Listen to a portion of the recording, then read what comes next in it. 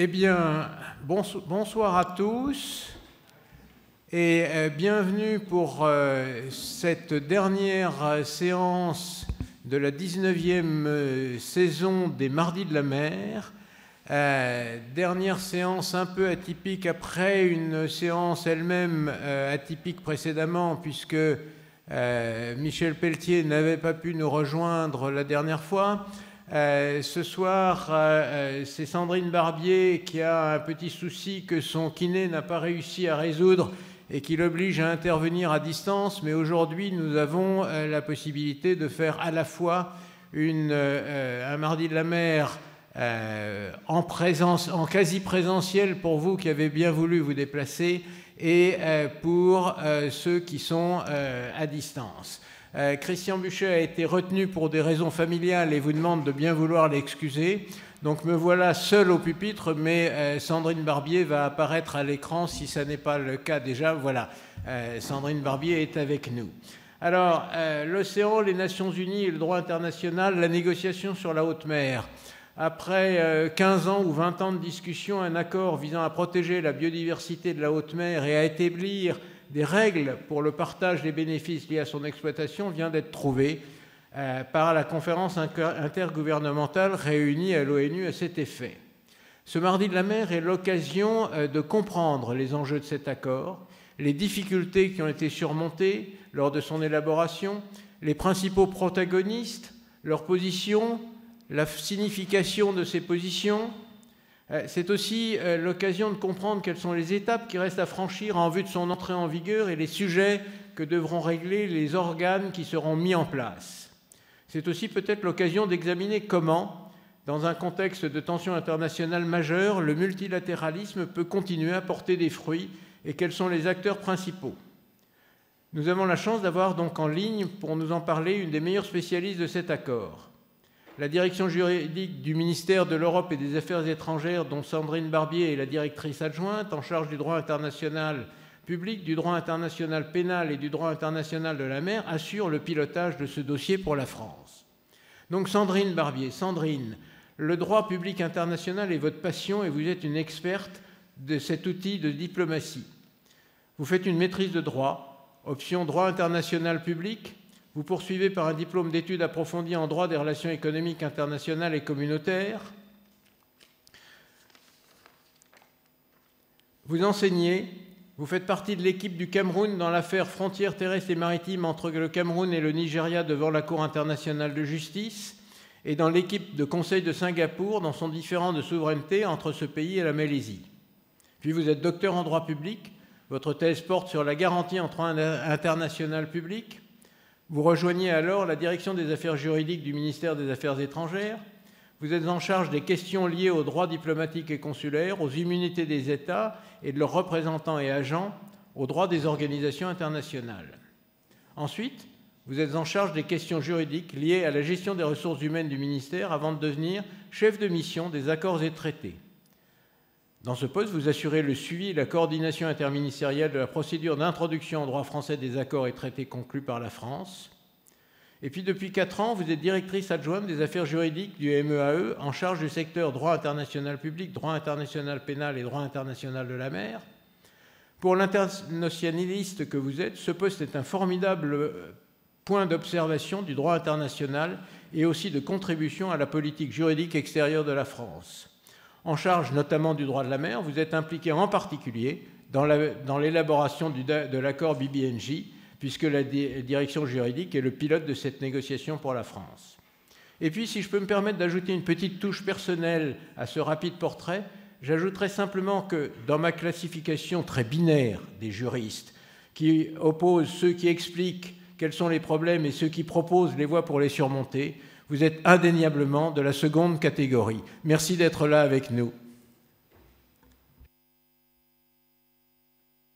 Merci beaucoup, Eudes. Je suis ravie que vous me rangiez dans cette catégorie, parce qu'effectivement, Le juriste est évidemment là pour rappeler les règles qui s'appliquent, mais il est aussi là pour travailler à l'élaboration des solutions. Et en droit international, il y a évidemment de quoi faire, mais ce n'est pas propre au droit international. Et donc, on essaye évidemment toujours, en tout cas, de voir comment on peut améliorer les choses et faire progresser l'état du droit. Donc, merci beaucoup. Bonjour à toutes et tous et encore mes plus plates excuses pour cette intervention à distance. J'aurais vraiment préféré être parmi vous en présentiel, mais effectivement, j'ai un petit problème physique qui me gêne dans mes déplacements et donc, du coup, je suis coincée chez moi. Donc, on m'a demandé de vous parler donc, du traité BBNJ, donc ce traité sur la protection, la conservation de la biodiversité dans les zones au-delà de la juridiction nationale, donc ce qu'on appelle plus communément haute mer, ce qui n'est pas tout à fait exact, parce que la haute mer, c'est la colonne d'eau au-delà de la juridiction nationale, mais ça touche aussi les fonds marins au-delà de la juridiction nationale également. Alors, ce traité BBNJ a effectivement été adopté donc le 4 mars 2023 et il a été qualifié de traité historique. Alors, personnellement, je n'aime pas trop ces qualificatifs parce qu'ils sont souvent usurpés, mais je dois reconnaître que dans ce cas-là, les mots ont un sens et que historique n'est pas galvaudé. Alors, pourquoi historique ? Pour deux raisons. La première raison, c'est que l'adoption de ce traité BBNJ, effectivement, la fin d'un processus engagé depuis maintenant 2006, donc presque effectivement 18 ans plus tard, c'est une vraie victoire du multilatéralisme. Et en ce moment, on n'a pas souvent l'occasion de se réjouir de victoire du multilatéralisme. Donc, dans un contexte que vous savez tous très compliqué, politique et géopolitique très compliqué, l'adoption de cet accord juridiquement contraignant, qui était d'ailleurs le seul accord en négociation aux Nations Unies. Maintenant, on a aussi le traité sur les plastiques. J'espère qu'il aura la même issue. Après la COP 15, qui s'était déroulée en décembre sur la biodiversité, c'est vrai que l'adoption de ce traité montre, comme l'a dit Eudes, que on arrive encore au niveau multilatéral à trouver des solutions sur les enjeux globaux. Et donc ça, déjà, c'est un signe extrêmement encourageant et donc c'est pour ça que c'est historique. Mais c'est aussi historique sur le fond, parce que c'est pas une coquille vide, ce traité. On a réussi à conclure un traité qui marche sur deux jambes. C'est-à-dire qu'il est, je vais vous expliquer pourquoi, mais il est à la fois ambitieux sur le fond, c'est-à-dire que c'est une réelle valeur ajoutée par rapport à la situation préexistante. Mais sa deuxième jambe, c'est que, en tout cas, on l'espère, il a vocation à être le plus universel possible. Et ça, c'était pour la France, en tout cas, un enjeu vraiment fondamental. Parce qu'on peut avoir le traité le plus ambitieux du monde sur le papier, s'il n'y a pas les États qui utilisent le plus la haute mer, et donc des États développés ou des États aussi comme la Chine, c'est un traité qui finalement ne sert à rien. Donc, il était vraiment important qu'on puisse avoir un traité qui ait une réelle valeur ajoutée au plan environnemental, mais soit aussi susceptible, en tout cas, d'être ratifié par le plus grand nombre, y compris par les États qui utilisent concrètement le plus la haute mer. Et c'est vraiment un message qu'on a fait passer notamment aux ONG qui pouvaient parfois être un peu critiques, parfois sur le manque d'ambition environnementale, ce qui n'a finalement pas été le cas, parce qu'il n'y a eu aucune critique en fait, des ONG à l'issue de l'adoption de ce traité. Donc, je crois qu'elles ont vraiment compris que c'était un bon traité sur le fond. Mais nous, on a dû aussi leur expliquer qu'on n'avait plus proposé parfois des solutions qui, a priori, ne paraissaient pas aller dans le sens d'une plus grande ambition, mais qui, de notre point de vue, étaient nécessaires pour qu'on puisse rallier le plus grand nombre.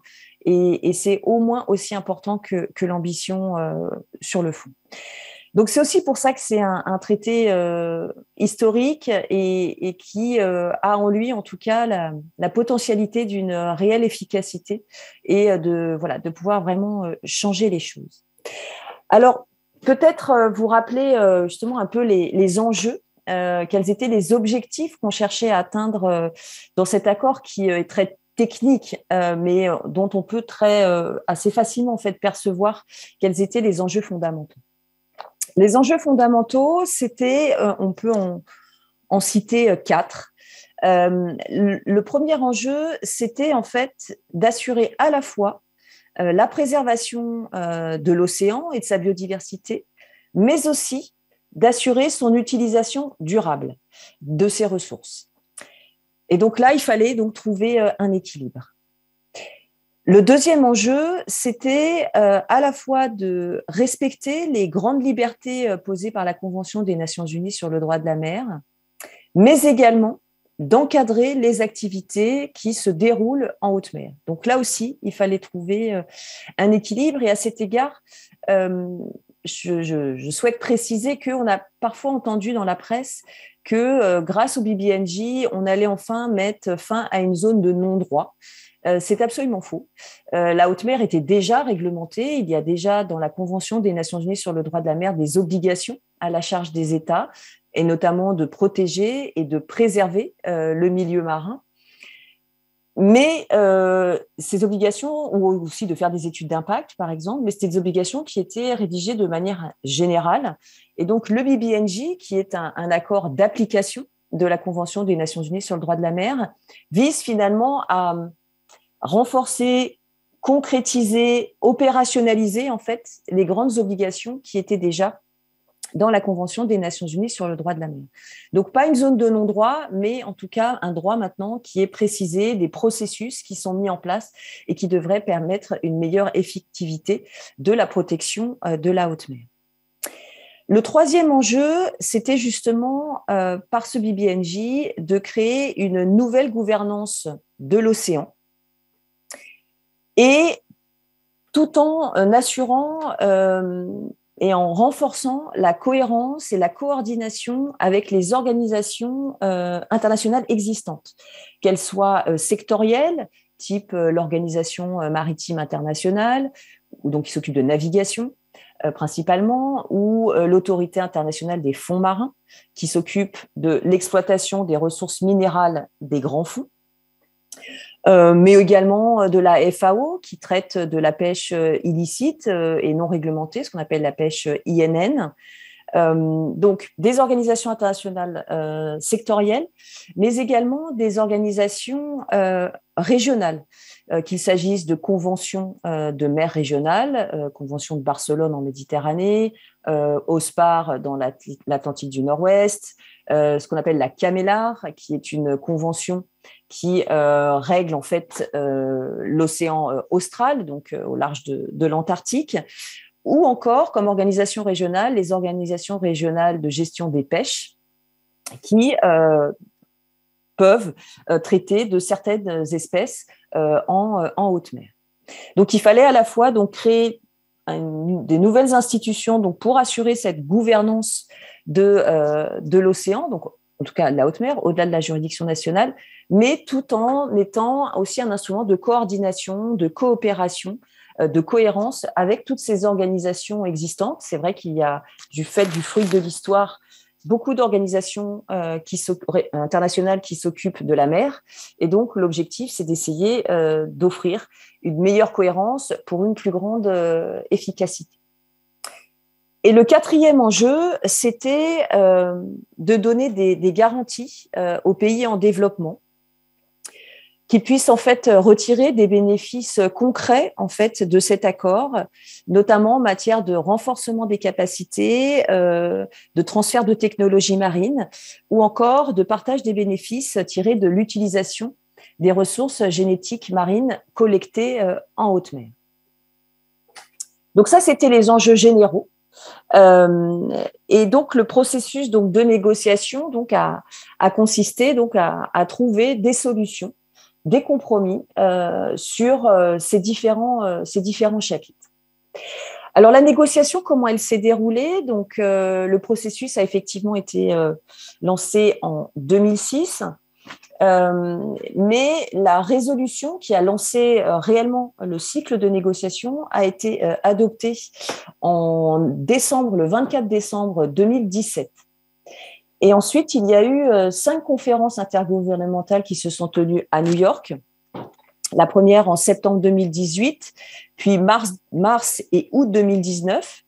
La pandémie du Covid a bloqué le processus puisqu'on ne pouvait plus se réunir, même s'il y a eu un travail intersessionnel, informel, qui a été utile parce que ça a permis aux délégations d'échanger, de se préparer aussi, parce que comme les sujets sont très techniques, ça demande aussi du temps pour bien comprendre les enjeux et pour pouvoir aussi avoir chacun des positions nationales. Puis la négociation a repris en 2022 dans un contexte assez différent et qui n'est pas sans lien avec le succès de cette négociation.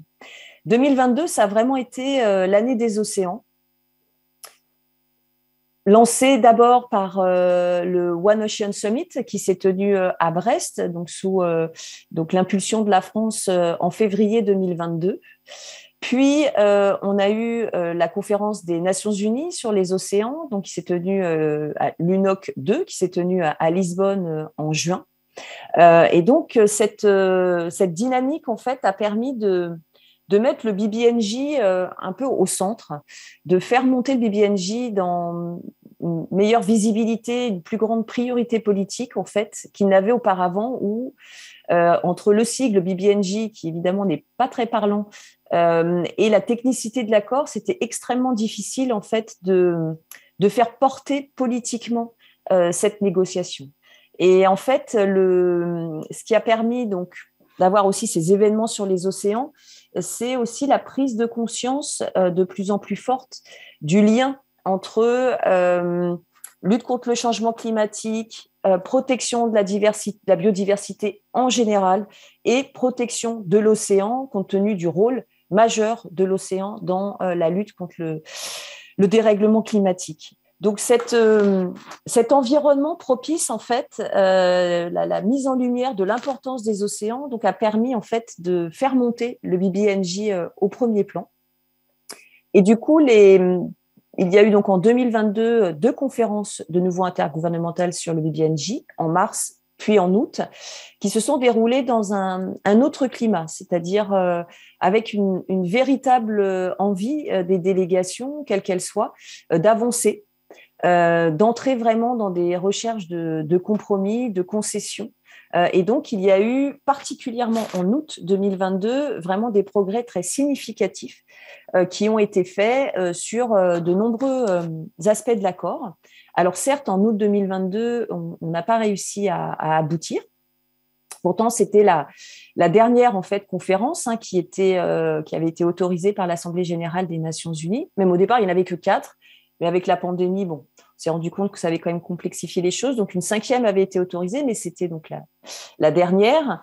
Et comme la fin de la 5e, donc d'août 2022, c'était terminé en fait sur un sentiment qu'on était très proche de la fin, mais qu'il y avait encore des points majeurs en fait à régler.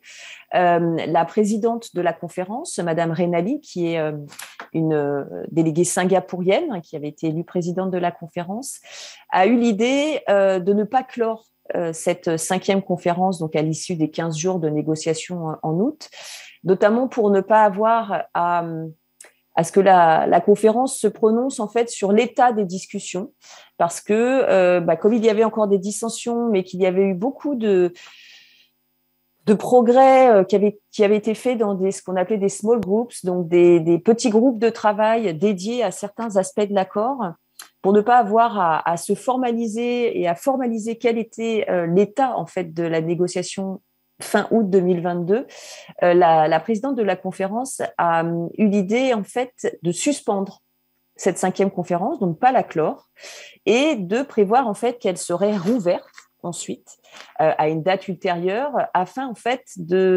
finalement de faire une continuité, de faire un prolongement de cette négociation et de reprendre là où on s'en était arrêté. Donc, c'est ce qui s'est produit et donc la 5e conférence a repris donc fin février, le 20 février 2023, et donc s'est achevée dans la nuit du 4 mars, donc avec l'adoption de de cet accord donc par la conférence. Alors, c'était une adoption informelle, puisque j'y reviendrai tout à l'heure, il y a encore des étapes à franchir avant son adoption formelle. Donc, une année 2022, et donc, qui s'est poursuivie finalement en 2023 avec l'océan au cœur des négociations, la biodiversité aussi donc au cœur des discussions. La COP 15 donc à Montréal en décembre 2022 a été aussi un élément crucial en fait dans la dynamique de la négociation pour deux raisons. La première, c'était la COP 15 n'était pas nécessairement bien engagée et finalement l'issue a été satisfaisante avec des vrais compromis trouvés. Donc ça a donné une bonne dynamique avec un rôle très important de la Chine en fait dans puisque c'était eux qui avaient la présidence de cette COP 15. Donc une vraie bonne dynamique, et aussi parce que un des sujets qui était en discussion dans le cadre de la COP 15, donc la Convention sur la diversité biologique, c'était aussi lié avec les ressources génétiques marines, et en particulier ce qu'on appelle la DSI, c'est-à-dire le séquençage, les données de séquençage numérique. Et comme un accord a été trouvé dans le cadre de la COP 15, ça a permis d'avancer aussi sur ce volet difficile dans le cadre du BBNJ. Donc un environnement très propice en fait, favorable à la conclusion de cet accord, avec également une initiative qui avait été lancée sous présidence française de l'Union européenne, donc par l'Union européenne et ses États membres, d'une coalition de haute ambition pour le BBNJ, qui a été lancée donc lors du One Ocean Summit de février 2022, et qui, au moment de la reprise de la conférence en février 2023, comptait 52 États, dont les États-Unis, qui ont rallié cette coalition juste avant la 5e conférence, donc de nouveau marquant un élan, en fait, un support politique important pour cette négociation, et sachant que dans la coalition de haute ambition pour le BBNJ, il y avait des États qui représentaient l'ensemble des groupes régionaux, ce qui donnait aussi un levier en fait utile dans le cadre de la négociation, et en tout cas au moins une ambition partagée de conclure un traité ambitieux et universel. Alors, avant de rentrer plus dans le détail du résultat de qu'est-ce que contient ce traité, peut-être quelques éléments sur la dynamique de la négociation. Donc, cette négociation, évidemment, a été beaucoup menée par des groupes régionaux, avec d'abord le groupe le plus nombreux, qui est le groupe qu'on appelle le groupe des 77 et de la Chine, qui représente donc le groupe des pays en développement, qui est évidemment un groupe très nombreux, beaucoup plus que 77 d'ailleurs, c'est son nom historique, un groupe donc très nombreux avec un positionnement, alors avec des divergences parfois, donc du coup, il ne pouvait pas s'exprimer sur toujours tous les sujets, parce qu'il y avait des divergences, notamment sur l'ambition environnementale. Mais en revanche, le groupe des 77 a présenté un front très uni sur tout ce qui touchait au financement. Et on voit, et le BBNJ n'a pas fait exception, que comme dans toutes les négociations environnementales actuelles, le financement, la question du renforcement des capacités, du transfert de technologie, du financement pour aider les pays en développement à mettre en œuvre donc les accords conclus, donc en l'occurrence là le BBNJ, sont vraiment au cœur en fait des négociations, et sont souvent même le point qui devient central à un moment des négociations, et le point un peu d'achoppement sur lesquels souvent les discussions deviennent extrêmement difficiles. Alors, le groupe des 77, et puis donc aux autres groupes régionaux, donc des groupes donc là plus petits, mais néanmoins très influents, avec par exemple le groupe donc qu'on appelle CLAM, qui représente les États d'Amérique latine, les États aussi de la Caraïbe, qu'on appelle CARICOM, ou le groupe des PCIDS, qui représentent les îles du Pacifique, et qui, sur ces questions liées aux droits de la mer, liées aux effets évidemment du changement climatique, de l'élévation du niveau des mers et donc de la prise en compte aussi de la protection de la biodiversité, sont particulièrement mobilisés et particulièrement demandeurs de normes environnementales très fortes, parce que c'est vraiment leur survie en fait qui est en jeu pour ces îles.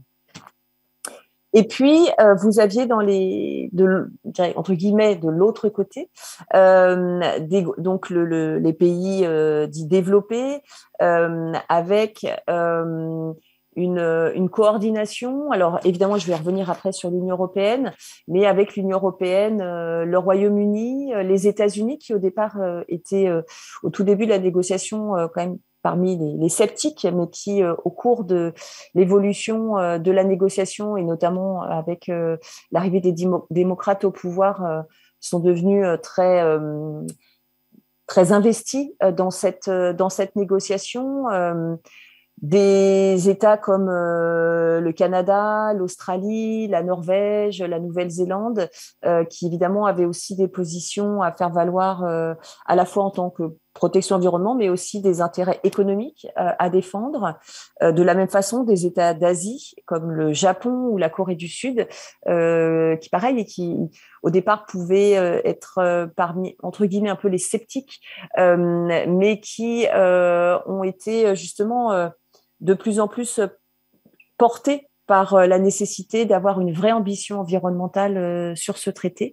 Et donc, il y a eu l'Islande aussi, qui était au départ vraiment le groupe très sceptique, et qui a vraiment changé de position et qui a beaucoup œuvré en fait pour trouver justement des compromis. Et donc, il y avait aussi donc une bonne coordination entre tous ces États afin de trouver des positions un peu médianes et de favoriser des compromis. Une des grandes lignes de fracture qu'on a pu avoir au tout début du BBNJ, mais qui s'est vraiment amoindrie au fur et à mesure, c'était la dissociation entre ce qu'on appelait l'approche universaliste et l'approche régionaliste. Un certain groupe d'États prônait au départ l'approche régionaliste, c'est-à-dire en fait, sans dire que le BBNJ ne servait à rien, voulait cantonner en fait vraiment le BBNJ de manière assez limitée, en disant que les organisations régionales ou les organisations sectorielles existantes suffisaient bien et que c'était pas la peine de rajouter autre chose. Je caricature un peu, mais c'était ça, et ils étaient extrêmement fermes en fait sur les pouvoirs que la conférence des États parties, enfin que les institutions du BBNJ pourraient avoir. Cette approche régionaliste était notamment défendue assez fermement, alors par la Russie, qui n'a jamais démordu de cette position, mais donc également par l'Islande, ou même dans une moindre mesure, mais néanmoins par la Norvège ou par le Japon, la Corée du Sud. Enfin, il y avait quand même des vraies craintes par rapport à un BBNJ avec trop de pouvoir. Et finalement, je pense aussi sous la pression des opinions publiques et des ONG, on a senti en fait que cette approche régionaliste avait été moins prégnante pendant la négociation, et qu'il y avait une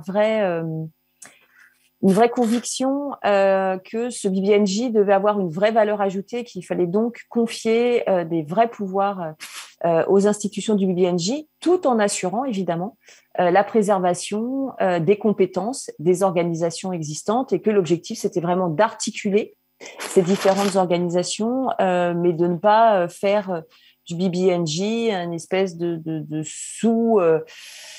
sous-organisation qui ne pourrait pas faire grand-chose par rapport aux autres. Donc ça, c'était voilà, il y a une vraie évolution dans la dynamique de la négociation sur ce plan-là, qui a permis aussi, donc, du coup, de trouver des solutions, parce qu'en face, on avait des États, notamment les pays du Sud, qui, eux, étaient vraiment très pro-universalistes et était pas du tout favorable au régionalisme pour des raisons assez simples. C'est que notamment par rapport au régionalisme, donc les organisations vraiment régionales, c'est que dans certaines, il y a beaucoup d'États développés et certains États du Sud considéraient qu'il n'y avait pas de raison que le BBNJ, organisme universel, ne puisse pas prendre des décisions parce qu'il y avait une organisation régionale auquel il n'était pas parti. S'agissant du rôle de l'Union européenne, donc le rôle de l'Union européenne a été très important, moteur, parce que il y avait un véritable souhait d'aboutir à conclure cet accord. Et donc, comme je l'ai dit, un accord à la fois ambitieux sur le fond, mais aussi universel. Donc, avec beaucoup de coordination, d'abord avant les négociations à New York, puisque bien sûr, s'agissant d'un domaine, la préservation de l'environnement marin, qui est une compétence partagée entre l'Union européenne et ses États membres, eh bien, il fallait qu'il y ait une position coordonnée, d'abord à Bruxelles, au sein d'un groupe de travail du Conseil de l'Union européenne qui s'appelle le COMAR, qui est le groupe donc de travail du Conseil sur le droit de la mer, et donc avec beaucoup de réunions au sein de ce COMAR, avec les délégués donc des différents États membres de l'Union européenne pour avoir des positions sur chaque chapitre de l'accord, puis chaque disposition, chaque rédaction. Donc ça a demandé beaucoup de temps parce que tous les États européens ne sont pas nécessairement n'ont pas tout à fait tous les mêmes intérêts ou la même vision des choses. Donc, il y avait beaucoup de négociations internes, en fait, à l'Union européenne, une espèce de laboratoire, finalement, mais qui est aussi très utile parce que quand on arrive déjà à se mettre d'accord à 27, c'est souvent qu'on peut aussi, du coup, proposer des choses qui peuvent intéresser d'autres États, d'autres régions du monde.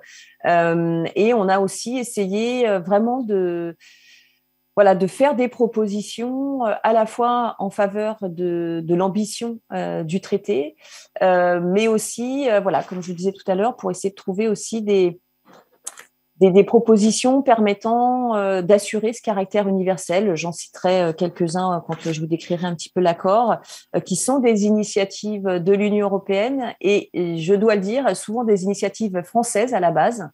Grâce à un travail, alors c'est pas du tout la direction des affaires juridiques, c'est un travail interministériel qui était mené grâce à l'implication de très nombreux acteurs en France, que ce soit évidemment au niveau des ministères, avec le ministère de la Transition écologique, avec le ministère de la Mer, évidemment le ministère des Affaires étrangères, mais aussi d'autres instituts ou institutions comme le CNRS, l'Office français de la biodiversité, le Muséum d'histoire naturelle, et puis des partenaires comme Eudré-Billet, avec qui on a beaucoup discuté aussi du BBNJ, qui ont permis en fait d'alimenter nos discussions, l'IDRI, plein de l'IRD, plein d'organismes qui ont pu contribuer à différents titres à proposer des choses, et donc beaucoup quand je vous listerai un peu des propositions qui ont été faites par l'Union européenne, c'est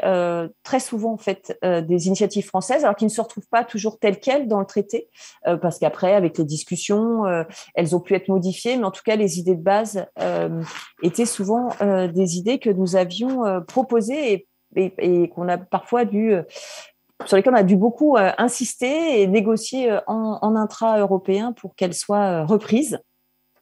Et donc, je dois dire que c'est quand même un vrai motif de satisfaction pour toute l'équipe BBNJ, qui a travaillé pendant de longues années sur ce sujet.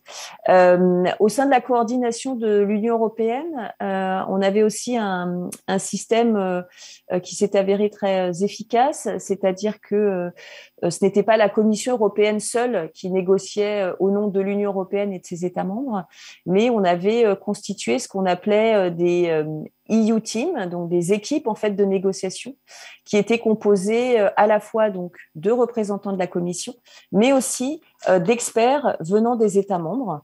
Donc, ils ne représentaient pas leur État en tant que tel, mais vraiment les États, donc plutôt la présidence finalement du Conseil.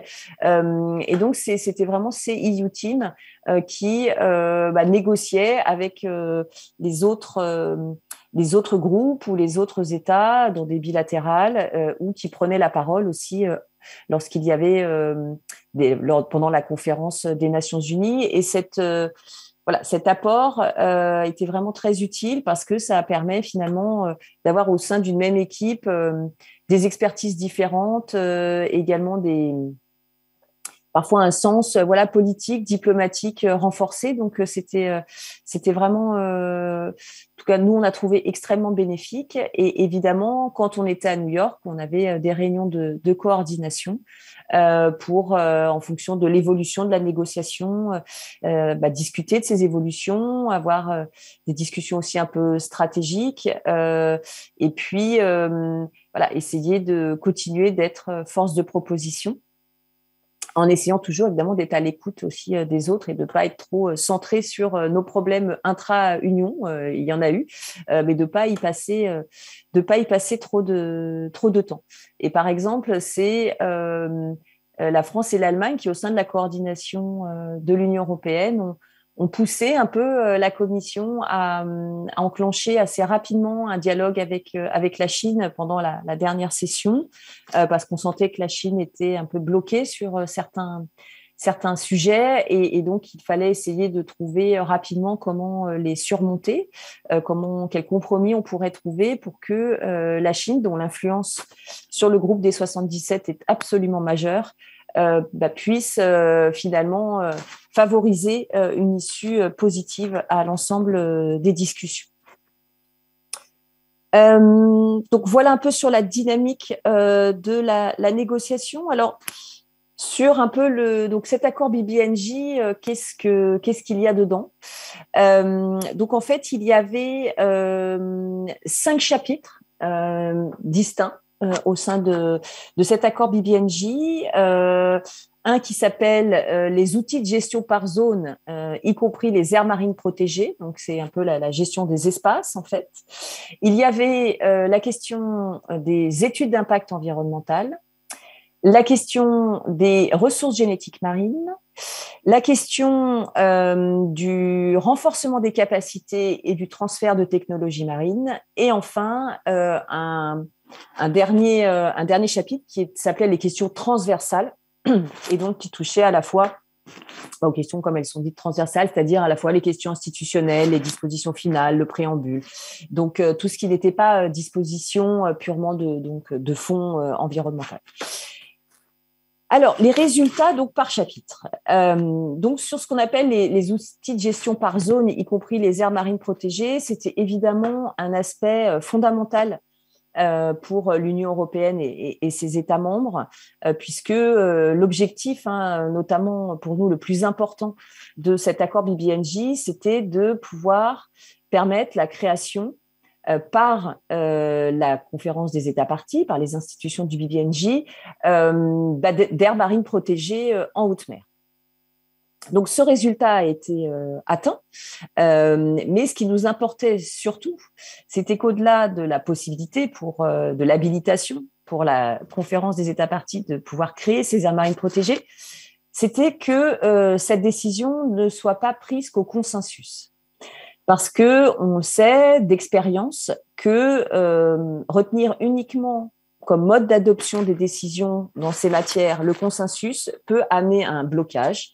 Et c'est ce qu'on vit actuellement au sein de la CAMELAR, donc la Convention sur la protection de la faune et de la flore en Antarctique, où dans cet océan austral, il y a depuis maintenant plusieurs années un blocage au sein de la CAMELAR pour la création de 2 aires marines protégées, notamment un projet soutenu par la France donc en Antarctique de l'Est, où du fait de l'opposition de la Chine et de la Russie, on n'arrive pas en fait à créer ces aires marines.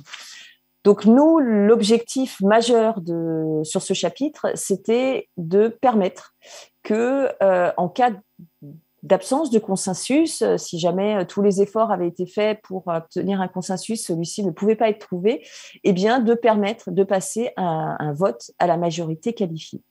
Et c'est ce que prévoit donc l'accord du BBNJ, avec une majorité donc des 3/4 pour adopter donc une décision créant une aire marine protégée si jamais le consensus ne peut pas être atteint. Donc, c'était en fait la France qui avait proposé aussi de passer à la majorité qualifiée, mais consciente que cette majorité qualifiée pouvait rendre difficile pour certains États d'accepter une telle mesure. La France avait proposé au sein de l'Union européenne d'abord la possibilité en fait de créer ce qu'on appelle un opt-out, c'est-à-dire qu'un État puisse dire moi je peux pas appliquer cette décision pour telle et telle raison. Alors évidemment, certains États du Sud ou également les ONG étaient très critiques par rapport à cette proposition faite par l'Union européenne, et c'est complètement compréhensible parce qu'évidemment, on se dit oui, mais on prévoit la possibilité de créer quelque chose de protecteur et en même temps, on donne un échappatoire à des États. Donc, ça n'a pas beaucoup de sens. Mais en fait, si, ça a du sens. Ça a du sens parce que dans l'opt-out tel qu'on l'avait proposé, c'est pas celui qui a été retenu in fine, mais c'est la même idée, il faut rendre l'opt-out difficile. Politiquement compliqué, avec donc celui qui a été retenu, il faut justifier pourquoi est-ce qu'on utilise l'opt-out. Il faut, et ça aussi on avait insisté côté français sur le renouvellement, c'est-à-dire que si vous ne renouvelez pas tous les 3 ans votre opt-out, il tombe. Donc, du coup, vous êtes lié. Donc, on ne peut pas laisser l'inertie en fait se faire. Il faut réaffirmer à chaque fois et donc rejustifier. L'accord prévoit aussi que vous devez expliquer les mesures que vous prenez du coup pour atteindre l'objectif, même si vous n'appliquez pas exactement les mesures qui sont prévues. Il y a un contrôle aussi qui est fait. Enfin, voilà. Donc, tout une espèce de review, de contrôle qui encadre cet opt-out, qui permet de dire c'est effectivement un échappatoire, mais il n'est pas si facile à utiliser. Et surtout, c'était une condition pour qu'on puisse rallier notamment certains États qui ont des intérêts importants en haute mer, notamment des activités de pêche. Et donc, pour leur permettre, dans un premier temps, de ne pas être partie à cette aire marine protégée, mais avec la pression politique qui fait qu'à terme, l'objectif, c'est d'y faire rentrer. Si on n'avait pas eu cet opt-out, le risque aurait été double. Soit on n'obtenait pas la majorité qualifiée, donc là, on serait resté au consensus, et donc du coup, il suffit qu'un État bloque, et puis du coup, il ne se passe rien, donc pas de possibilité de créer des aires marines protégées. Sinon, l'autre risque, c'est que sans opt-out, mais juste avec la majorité qualifiée, de nombreux États auraient pu du coup ne pas rejoindre le BBNJ. Et donc, c'est ce que j'expliquais tout à l'heure. On peut créer les outils les plus performants sur le papier, des aires marines protégées extrêmement fortes, extrêmement drastiques. Si cette aire marine protégée ne s'applique pas à des États qui pêchent, ne s'applique pas à des États qui ont des bateaux sous leur pavillon qui naviguent, en fait, ça ne sert à rien. Donc, du coup, le réalisme, en fait, nous faisait dire qu'il fallait prévoir cette clause d'opt-out, tout en l'encadrant fortement, mais c'était une condition sine qua non pour pouvoir finalement créer un processus de création de ces AMP qui soit réaliste. Donc, une création à la majorité qualifiée, donc en cas d'absence de consensus. Donc ça, c'était vraiment un enjeu majeur pour nous. La possibilité aussi, au-delà de créer l'aire marine protégée, de pouvoir adopter des mesures de gestion concrètes. Donc, qu'est-ce que ça veut dire en fait? Qu'est-ce qui est interdit ou limité, restreint? Et donc, que le BBNJ puisse le faire, avec évidemment l'enjeu de l'articulation avec les autres organisations, soit sectorielles, soit régionales existantes. Et dans l'hypothèse où de telles organisations sectorielles ou régionales auraient dans leur mandat des mesures de gestion qui sont concernées par cette aire marine protégée, que le BBNJ puisse les inviter.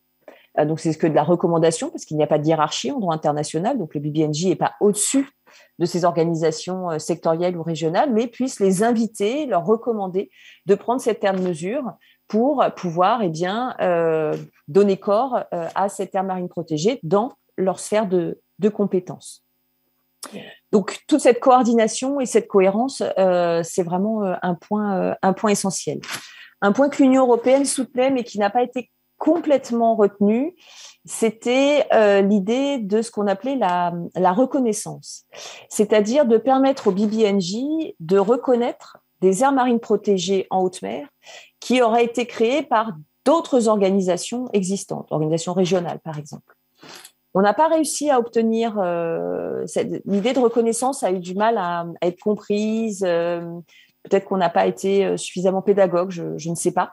Mais en tout cas, ça a suscité des méfiances. Après, c'est vrai que ce n'était pas nécessairement totalement simple parce que si une organisation régionale crée une AMP, donc une aire marine protégée, qu'on la reconnaît, quid si cette organisation sectorielle modifie, du coup il faut de nouveau la prendre en compte. Enfin, il y avait quand même un processus à respecter, enfin à inventer qui n'était pas nécessairement impossible, mais pas forcément facile.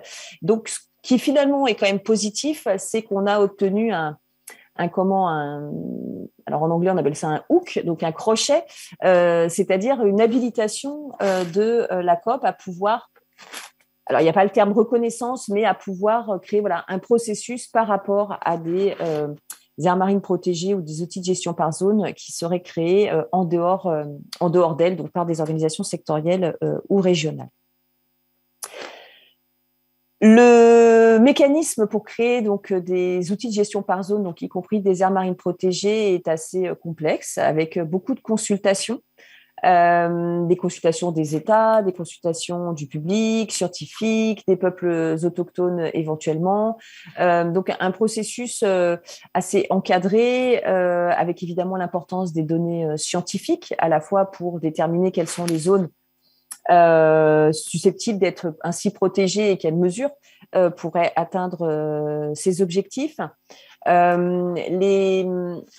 Les points qui ont été particulièrement discutés dans le cadre justement de ces consultations, ça a été notamment ce qu'on a appelé les high seas pockets, c'est-à-dire des poches de haute mer qui seraient entourées par des zones économiques exclusives. Donc c'était une demande assez forte en fait des îles du Pacifique qui peuvent se retrouver dans cette situation avec des petites zones de haute mer et avec toutes leurs ZE autour. Nous, ce qu'on faisait valoir, c'est que finalement, la haute mer, elle est toujours plus ou moins entourée de ZE. Donc, si on a une acception assez large, ça peut couvrir finalement quasiment toute aire marine protégée.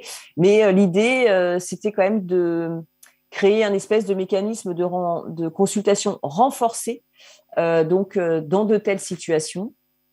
Donc nous, on n'était vraiment pas très favorables parce que on a toujours été notamment la France et l'Allemagne, toujours très réticents à créer des droits particuliers liés à l'adjacence dès lors qu'on parle de la haute mer, puisque la haute mer, c'est une zone qui n'appartient à personne. Donc du coup, la notion d'adjacence pouvait parfois être un petit peu dangereuse, même si on comprend bien que si on crée une aire marine protégée et qu'un État a ses ZE juste à côté ou son plateau continental étendu dessous, il peut avoir un intérêt à dire des choses et à être consulté de manière un peu plus particulière que n'importe quel autre État. Mais donc voilà, donc il y a eu beaucoup de discussions sur ce sujet-là. Un autre sujet aussi qui était important, c'était la question de l'articulation avec les zones disputées, puisqu'on sait qu'il y a aussi dans certaines zones où la ZE n'est pas délimitée, donc on ne sait pas exactement en fait où passe la limite entre la zone économique exclusive et la haute mer, avec en plus des zones disputées entre plusieurs États.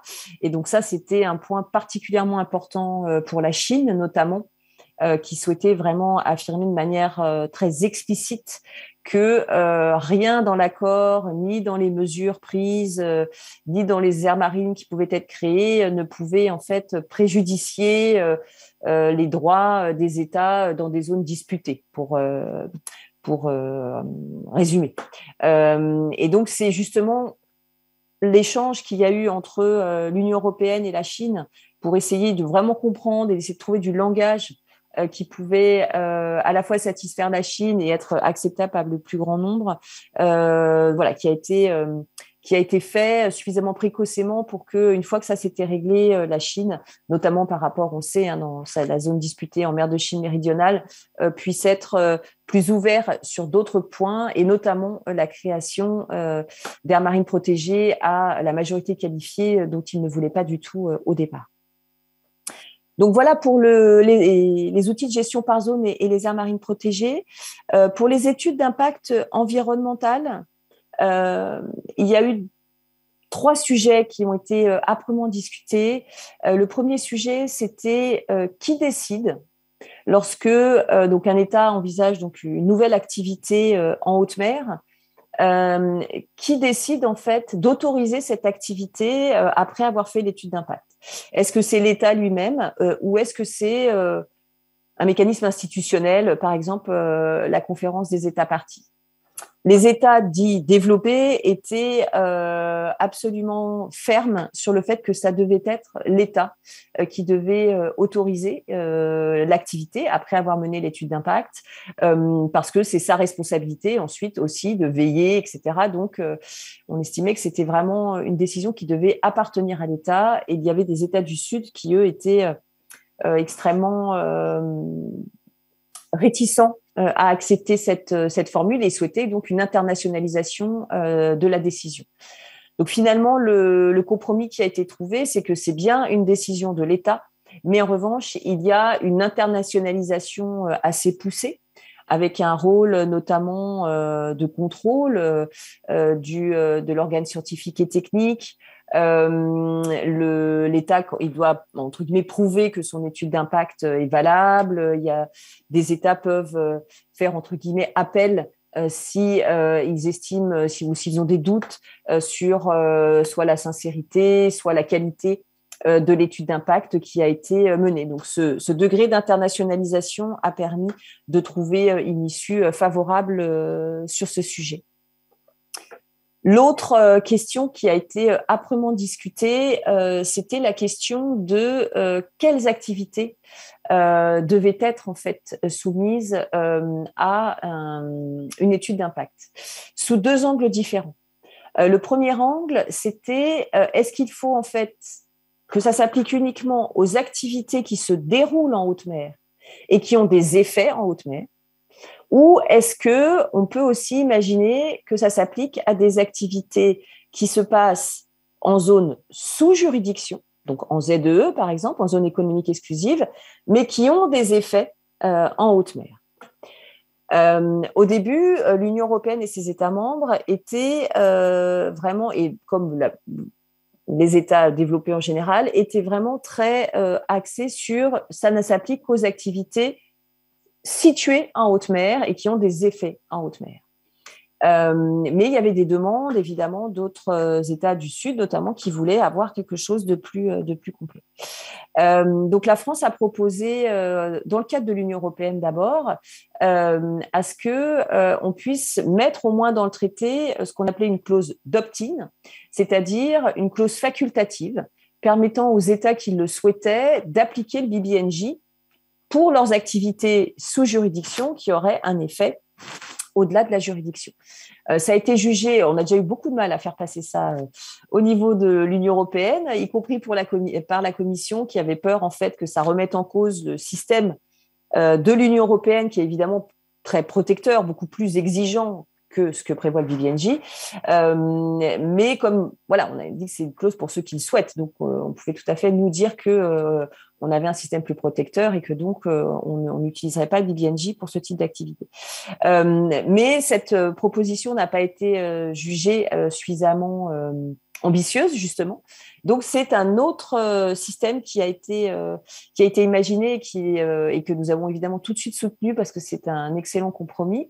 C'est-à-dire, en fait, que pour les activités sous juridiction, mais qui ont des effets nuisibles en haute mer, eh bien, l'État, en fait, doit faire une étude d'impact, mais peut la faire avec son système national ou le système BBNJ, en prouvant évidemment que si c'est son système national, eh bien qu'il est en gros globalement équivalent, enfin en tout cas qui permet d'avoir une certaine qualité et une certaine certitude par rapport à l'évaluation donc des effets en haute mer. Donc ça, c'est vraiment un apport aussi très important. Les ONG aussi étaient extrêmement vigilantes par rapport à ce point, parce que c'est vrai qu'on sait qu'en haute mer, de nombreuses dégâts viennent d'activités qui sont menées sous juridiction. Le deuxième aspect qui était en jeu, donc à côté du lieu de l'activité, c'était la question du seuil. Est-ce que l'on garde uniquement le seuil donc prévu par la Convention des Nations Unies sur le droit de la mer, l'article 206, ou est-ce qu'on mais qui est un seuil très exigeant, ou est-ce qu'on prévoit quelque chose finalement d'intermédiaire? L'issue finalement est un compromis. Nous, la France, on avait poussé pour avoir un seuil intermédiaire avec peut-être une espèce d'évaluation d'impact un peu simplifié, et puis si on atteignait le seuil posé par la Convention des Nations Unies sur le droit de la mer, donc une étude d'impact environnemental complète. Donc finalement, on est arrivé sur un système qui est assez proche de celui-ci, où si l'État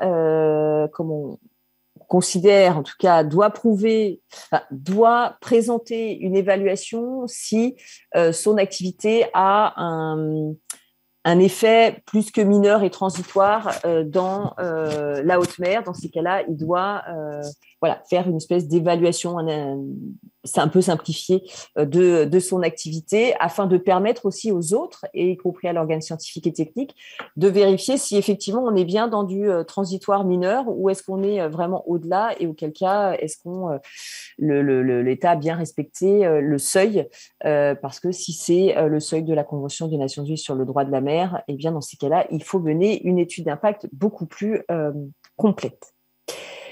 Donc voilà sur les études d'impact environnemental. Ensuite, sur les ressources génétiques marines. Donc ça a été un sujet également très âprement discuté. Comme je vous l'ai dit tout à l'heure, la COP15 a permis déjà de un peu régler la question des données de séquençage numérique qui donc font partie des bénéfices qui doivent être partagés, parce que effectivement un des aspects majeurs de la discussion, c'était donc sur le partage des bénéfices tirés de l'utilisation des ressources génétiques marines, avec la demande très forte du groupe des 77 des pays du Sud, de pouvoir bénéficier en fait des fruits de l'utilisation donc de ces ressources génétiques marines collectées en haute mer.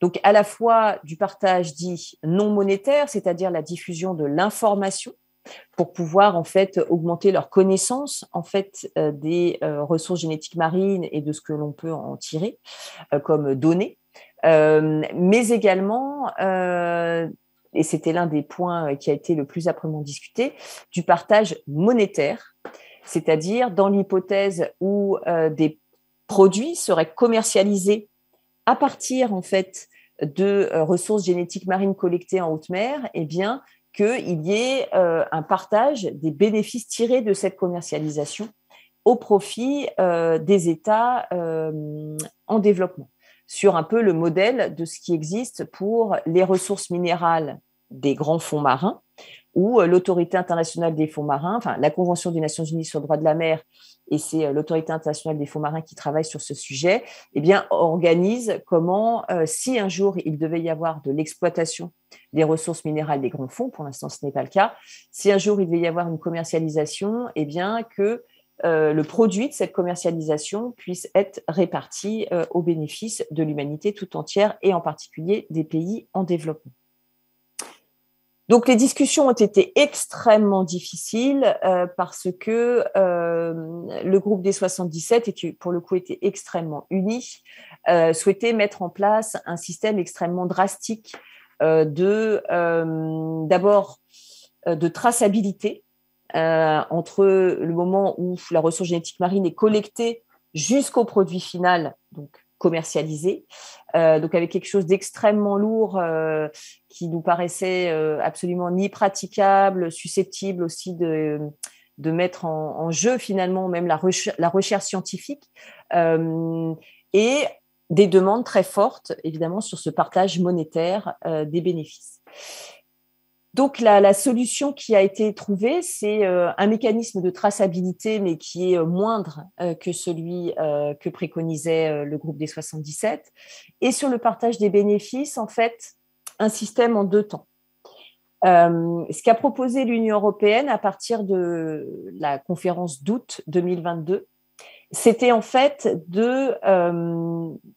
d'offrir en fait aux pays en développement, au titre du partage monétaire des bénéfices tirés des ressources génétiques marines, eh bien, de leur offrir en fait sous forme de contribution obligatoire, un financement pour le renforcement des capacités et donc les transferts de technologies marines. Donc l'idée en fait, c'était un peu de découpler entre finalement de l'argent qui viendrait vraiment de la collecte de ressources génétiques marines et de la recherche qui est faite après. Mais ça, on ne sait pas. Enfin, ça peut prendre des années ou d'ailleurs de jamais arriver. Et donc, ce qu'on leur proposait, c'était plutôt que d'avoir quelque chose d'hypothétique un jour, dès maintenant, leur offrir en fait que des contributions qui viendraient alimenter un fonds qui viendrait donc financer le renforcement des capacités. Donc, cette proposition a été évidemment trouvée intéressante parce qu'il y avait une immédiateté, une certitude aussi sur le financement. Mais le groupe 77 a considéré que ce n'était pas suffisant. Donc, finalement, le compromis qui a été trouvé, c'est qu'on prévoit donc ces contributions obligatoires au titre du renforcement des capacités, donc pour financer ce fonds, dès l'entrée en vigueur de l'accord. Et ensuite, on prévoit que la COP pourra, si un jour il y a de la commercialisation de produits issus de ressources génétiques collectées en haute mer, eh bien, modifier ce partage monétaire des bénéfices, donc abandonner le système des contributions et mettre autre chose à la place. Et il y a plusieurs options qui sont listées de manière non limitative, y compris éventuellement des royalties. Voilà. Après, ça sera à la COP de déterminer. Il y a aussi un comité qui est créé sur ces questions-là pour essayer de trouver le meilleur système. Donc voilà, et sur les ressources génétiques marines aussi, mais c'est un peu ce que j'indiquais tout à l'heure, un des points vraiment fondamentaux, c'est vraiment les questions de transparence, donc de diffusion de l'information. Donc il y a une plateforme qui sera créée qui permettra de savoir lorsque un État envisage de faire une campagne pour collecter des ressources génétiques marines, il devra notifier donc avant qui va faire cette campagne avec tel objectif, donc telle zone, à telle période.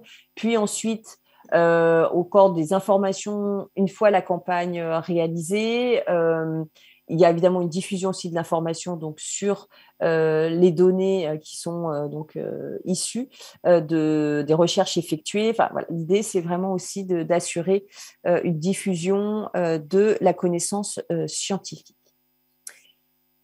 Le 4e chapitre, c'était sur le renforcement des capacités, le transfert de technologies, avec en fait des obligations un peu renforcées, mais qui ne changent pas énormément, mais qui sont quand même un peu renforcées par rapport à ce que prévoyait déjà la Convention des Nations Unies sur le droit de la mer, étant entendu que l'enjeu, c'est plus une question de mise en œuvre que vraiment de rédaction des dispositions.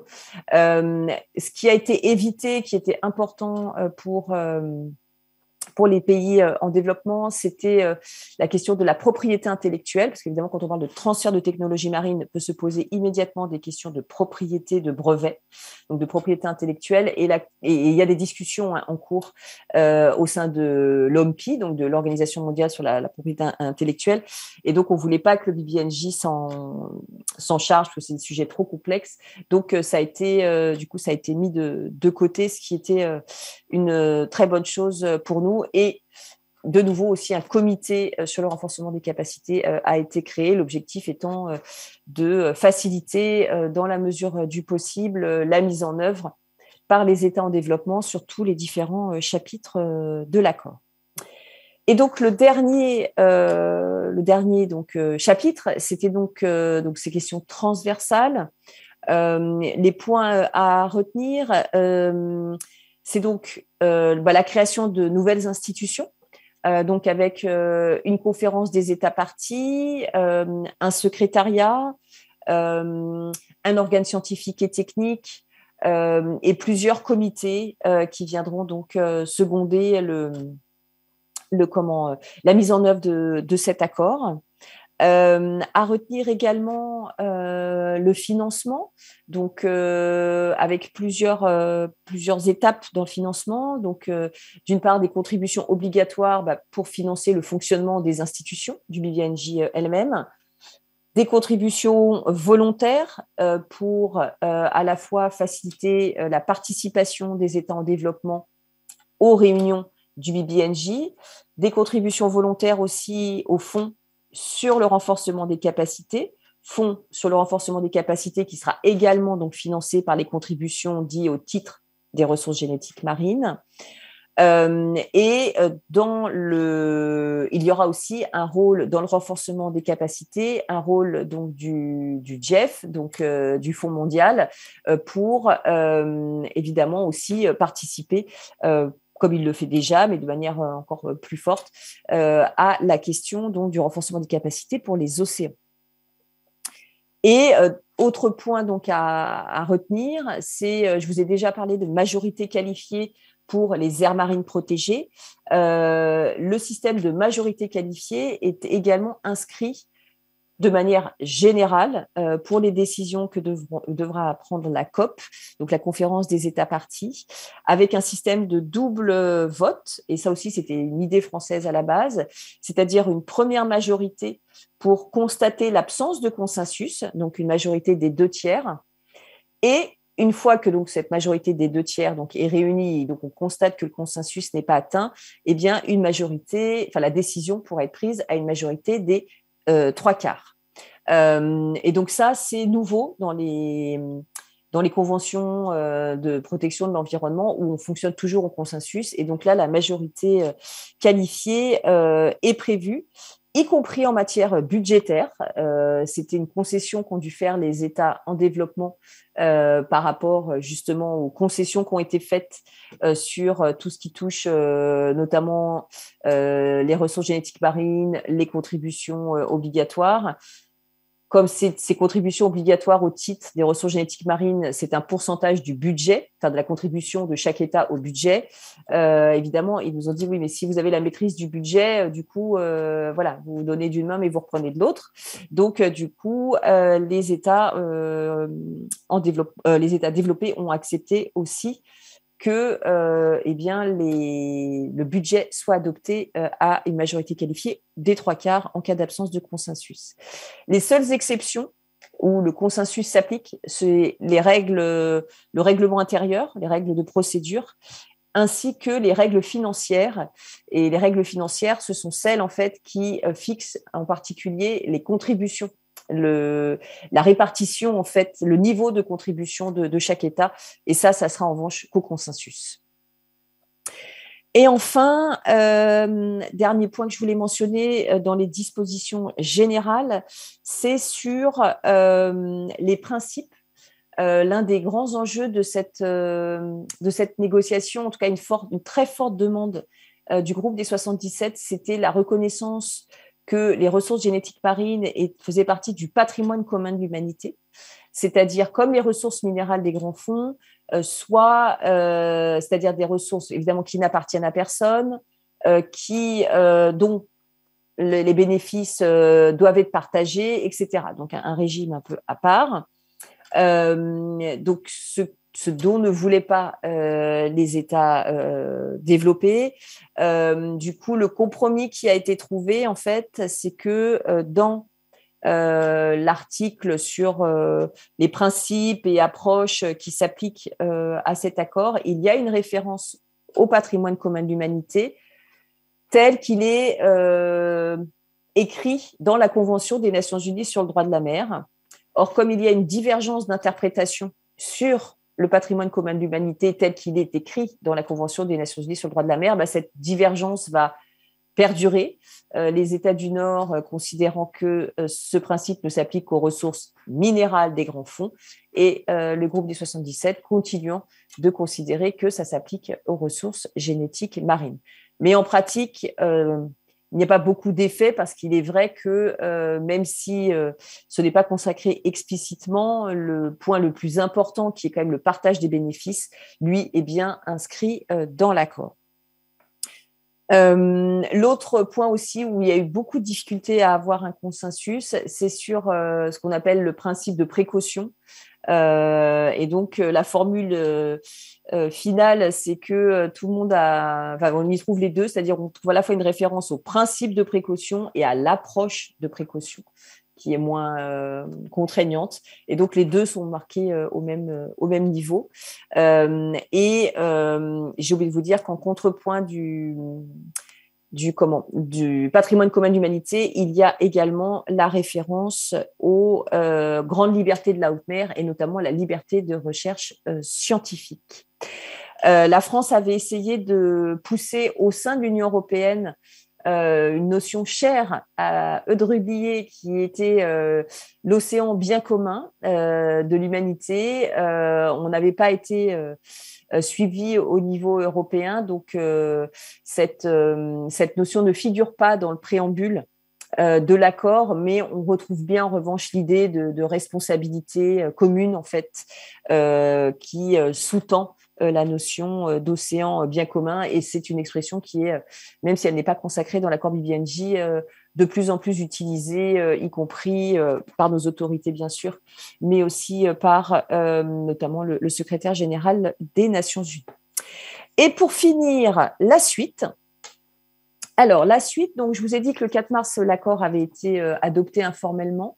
Depuis le 4 mars, il y a ce qu'on appelle en fait je ne sais pas comment on dit en français, la vérification un peu juridique, c'est-à-dire on vérifie qu'il n'y ait pas d'incohérence ou des mots qui seraient mal écrits ou voilà, mais on ne retouche pas du tout le fond, hein, c'est vraiment le mot ne me revient pas, mais donc c'est vraiment du travail juridique pur, et il va y avoir également un travail sur la vérification de la concordance linguistique, puisque c'est un accord qui a été négocié en anglais, mais qui va évidemment être dans les 6 versions, les 6 langues officielles des Nations Unies, dont le français. Et donc, ce travail, en fait, est effectué en ce moment avec l'objectif d'adopter formellement, cette fois, l'accord par la conférence qui va être réunie juste après la réunion des États parties à la Convention des Nations Unies sur le droit de la mer, qu'on appelle SPLOS, qui se déroulera en juin. Et donc, je ne sais plus la date exacte, je crois que c'est vers le 19 juin qu'il devrait y avoir normalement une adoption formelle de l'accord. Ensuite, les étapes, il devrait y avoir une signature de cet accord. L'idée française, mais on ne sait pas si on y arrivera pour différentes raisons, ça serait de pousser pour que cet accord soit signé lors de ce qu'on appelle la session de haut niveau de l'Assemblée générale des Nations Unies mi-septembre, où tous les chefs d'État et de gouvernement viennent pour justement montrer aussi le côté historique de cet accord, mais pour des raisons à la fois tenant aux Nations Unies, mais aussi, par exemple, pour certains de nos partenaires européens qui vont avoir besoin aussi d'avoir, eux, leur traduction dans leur langue nationale, et y compris aussi au niveau européen où il faut une autorisation du Conseil pour signer. On ne sait pas si on va réussir à faire tout ça, mais en tout cas, l'idée de la France, c'était vraiment d'essayer de pouvoir avoir une signature de cet accord donc, en septembre. Puis va s'ouvrir le processus de ratification. Donc pour permettre l'entrée en vigueur de l'accord.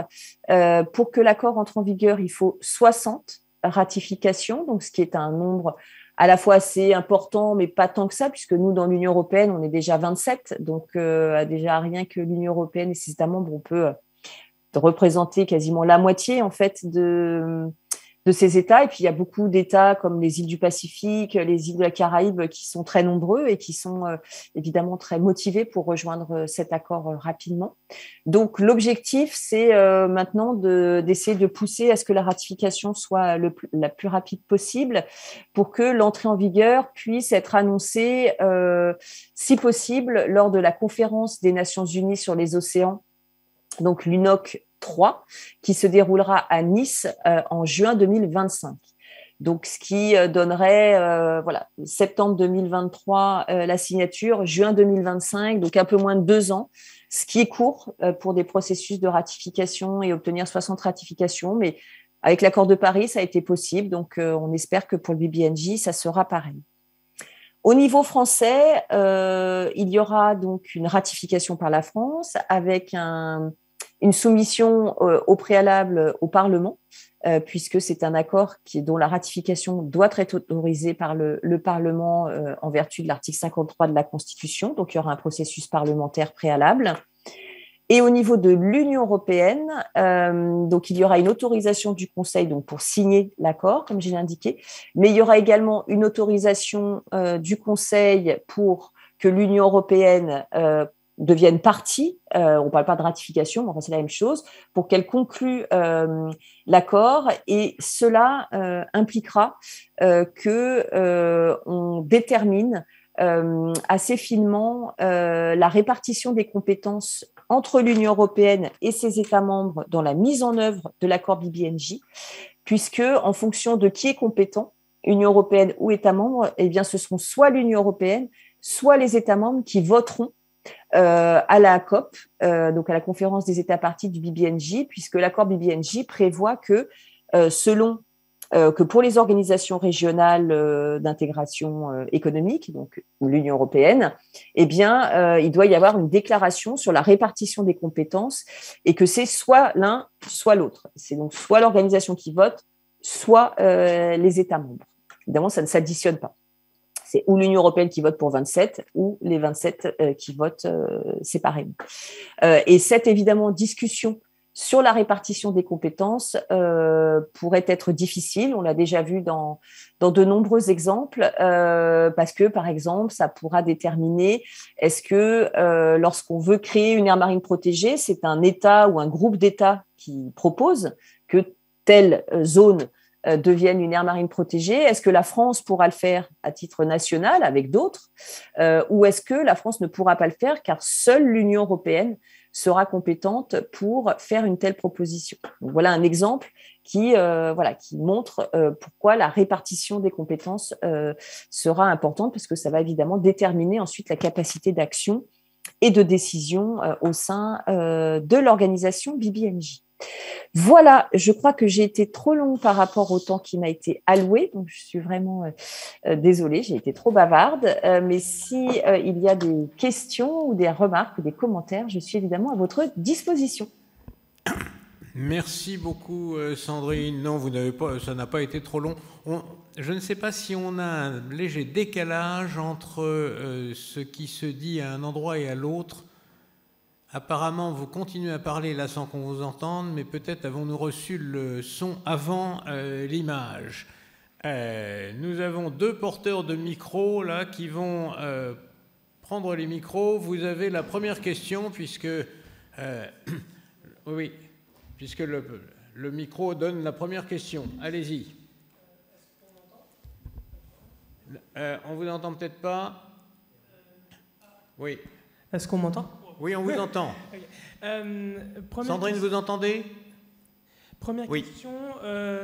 Donc pendant la signature et pendant tout le travail sur la BBNJ, quel rapport avait l'Union européenne avec les États-Unis et le Canada, et principalement les États-Unis ?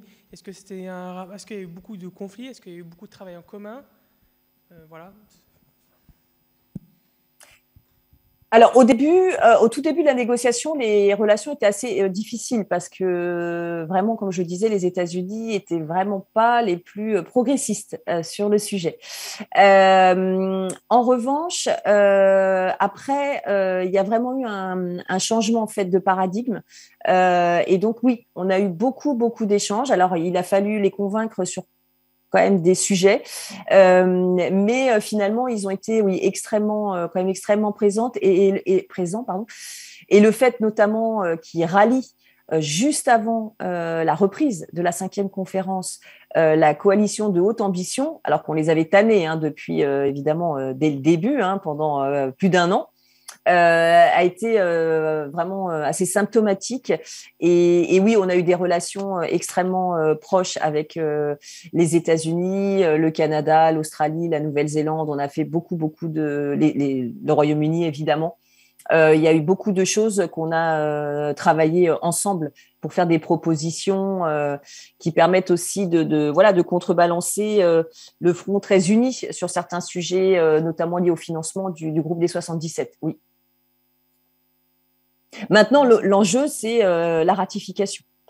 Donc, on verra si les États-Unis ratifient, puisque, comme vous le savez, ils ne sont pas partis à la Convention des Nations Unies sur le droit de la mer à cause du patrimoine commun de l'humanité, essentiellement, et la création du tout le régime sur l'exploitation des ressources minérales. Ils ne sont pas non plus partis à la Convention sur la diversité biologique. Donc, voilà. Donc là, maintenant, on espère qui pourront devenir partie à cette convention, ce qui est tout à fait possible parce en tout cas, je veux dire juridiquement, on n'est pas obligé d'être partie à la Convention des Nations Unies sur le droit de la mer pour devenir partie au BBNJ, même si le BBNJ est un accord d'application de la Convention.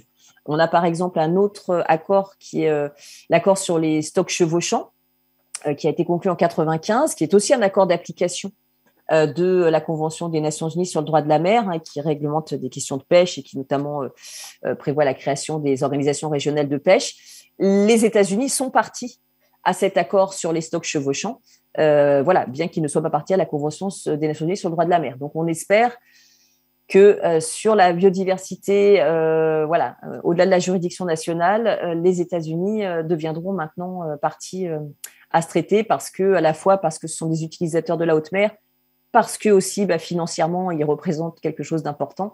On espère qu'ils seront dedans. Merci. Deuxième question. Oui, bonsoir madame. Je me présente, je m'appelle Grégoire Maringui, je suis étudiant en 2e année de licence Histoire-Géographie. Vous avez fait référence aux prochaines conférences qui auront lieu sur le droit de la mer. Est-ce que la question des tensions maritimes entre la Chine et les États-Unis, qui est un sujet capital en ce moment dans le monde maritime, sera à l'ordre du jour lors des prochaines conférences ? Alors, la réponse est non. Alors, il y a effectivement, donc, dans le cadre du BBNJ, certainement pas, parce qu'il n'y a pas de lien direct, en fait. Et puis, il y a pas mal de clauses où la Chine s'est quand même assurée qu'on ne viendrait pas parler des sujets, de ce genre de sujets qui fâchent. Et s'agissant donc de la réunion des États parties donc, à la Convention des Nations Unies sur le droit de la mer, donc SPLOS, qui se tiendra donc en juin, c'est des réunions, en fait, qui sont essentiellement, administratives et budgétaires. On parle assez peu, en fait, de ce type de sujet-là. Et en plus, là, les États-Unis, de toute façon, ne sont pas partis, ne participent pas en tant que membres, puisqu'ils ne sont pas partis à la Convention des Nations Unies sur le droit de la mer. On essaye petit à petit de remettre un peu de sujet de fond dans ces réunions des États parties, notamment avec des déclarations qui sont faites à titre national, qui rappellent l'importance du respect de la liberté de navigation, y compris dans les détroits, etc. Le respect aussi des sentences arbitrales, comme la sentence sur la mer de Chine. Mais on ne peut pas dire... de plus en plus, il y a des prises de parole sur ce type de sujet-là, mais on ne peut pas dire qu'on en discute. Merci. Une question écrite de Régis Mauriac. La multiplicité des organismes de gestion des espaces maritimes n'est-elle pas un frein à la bonne application des différents outils ? C'est tout l'enjeu. C'est clair que en fait, il y a deux choses. D'une part, effectivement, il y a beaucoup, du fait de l'histoire, en fait, c'est différent du climat ou même de la biodiversité, quoique. Mais en tout cas, nous, il y a effectivement beaucoup d'organisations, donc soit sectorielles, soit régionales, qui existent déjà et qui font des choses.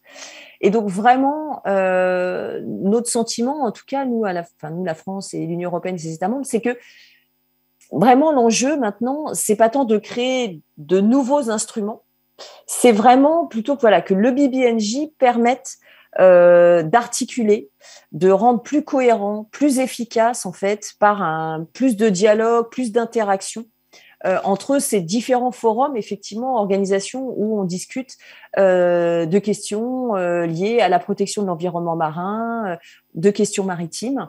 Et c'est le véritable enjeu, sachant que, et c'est le deuxième aspect, les États, ce sont les mêmes qui sont partis à ces différents instruments. Sauf que parfois, c'est les mêmes États, mais ce n'est pas les mêmes intérêts qui sont représentés. Vous allez avoir dans les organisations régionales de pêche, ça va plutôt être les ministères de la pêche ou de l'agriculture, enfin, ça dépend comment ils sont organisés. Dans des conventions de mer régionales, ça pourra des fois être plus des représentants du ministère de l'Environnement. Donc, il faut réussir en fait un peu à ce que tout le monde se parle pour essayer effectivement de mettre en place des mesures de gestion efficaces en fait.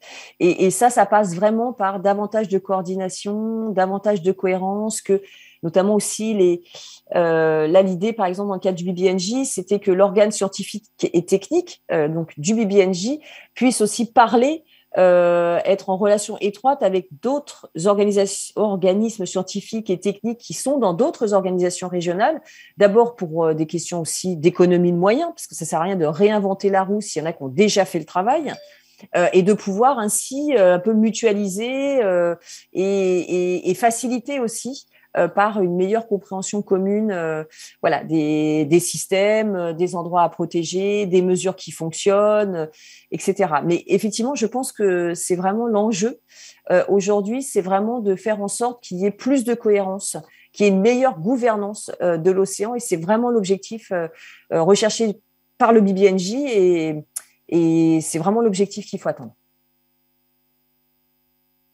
Merci. Est-ce qu'il y a encore une question dans la salle? Oui, nous avons un interlocuteur que vous connaissez, Sandrine. Serge Ségura voudra le micro.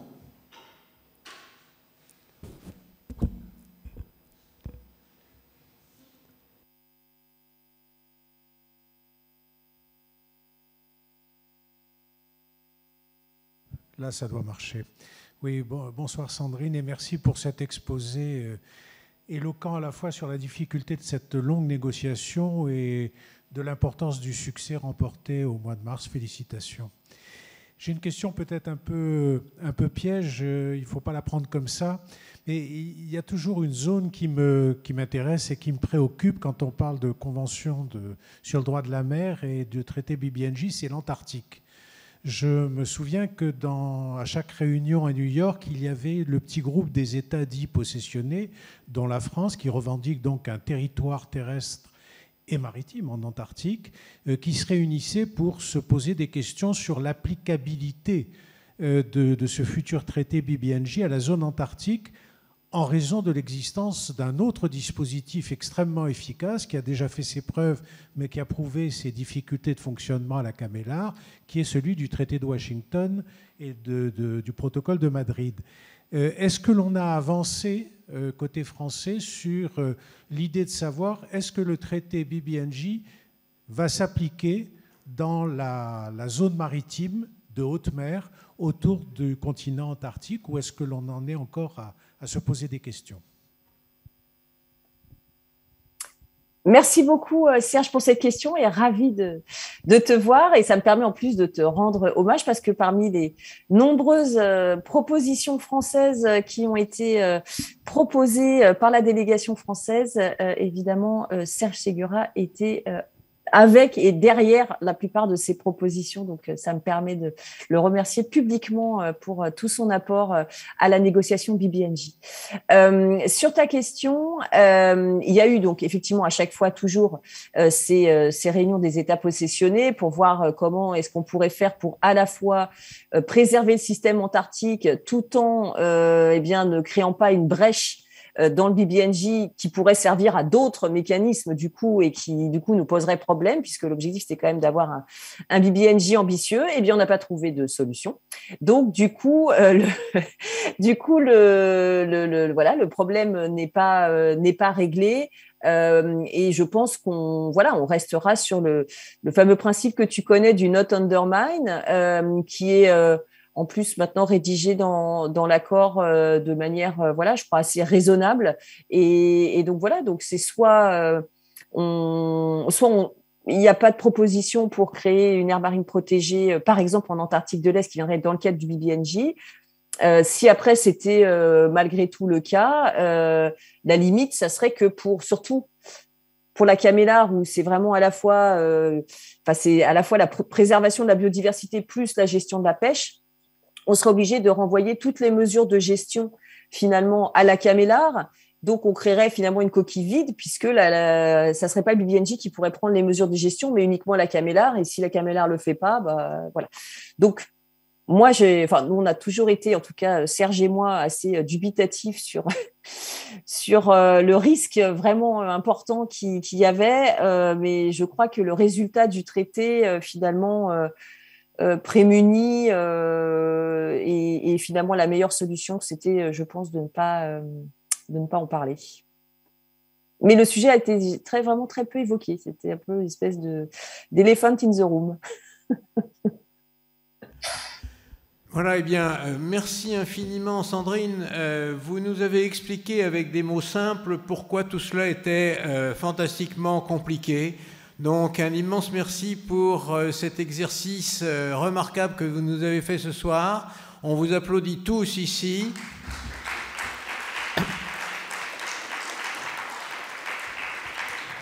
Et puis, je dis à tous nos auditeurs...